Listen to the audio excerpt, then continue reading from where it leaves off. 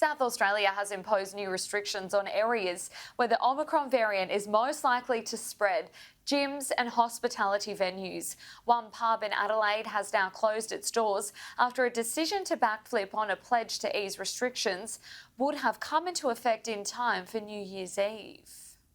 Publican Simone Douglas describes the state government's latest restrictions backflip as death by press conference. It has forced her pub, the Duke of Brunswick, to make the difficult decision to close indefinitely. It was huge. You got to understand that, we've had this pub for 4 years. When we took it over, it employed 3 people. We now employ 18 staff. And yesterday we had to crunch the numbers, talk to the team and make a decision to stand every single one of them down. So it was 18 human beings that I count as friends, as part of my family, who I had to tell them that, they're going to struggle to feed their families next week. It wasn't much fun.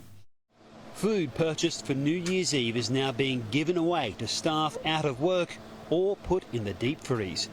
Under new restrictions, gyms must comply with a 1 person per 7 square metre rule. Indoor hospitality venues have been cut to 25% capacity, and home gatherings have also been capped at 10 people, including children. The fact is that 25% capacity for a venue like ours, with the fixed overheads that we have, we can't viably trade, so we don't really have any other choice but to stand down our staff. The last time this level of restrictions was imposed on the hospitality sector for an extended period of time was November last year. But now the same level of government support is not on offer. The problem is that there's no JobKeeper now. At least November 2020, JobKeeper was there, wage subsidies were there, we could trade at a break-even position, minimise the losses. There's no JobKeeper, there's no break-even position. We are going to hemorrhage money at a rate of knots that would scare a normal human being. The opposition wants daily payments of up to $500 for affected businesses and a waiving of taxes like liquor licensing fees into 2022. We can't be taxing businesses like this unreasonably after the government's restrictions have closed them down.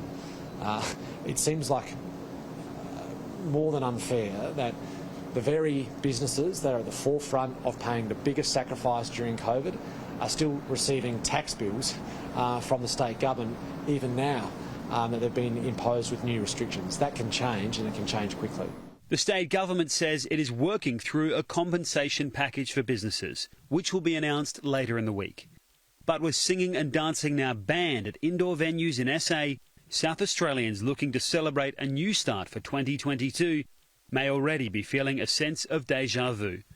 Joel Phillips, Sky News, Adelaide.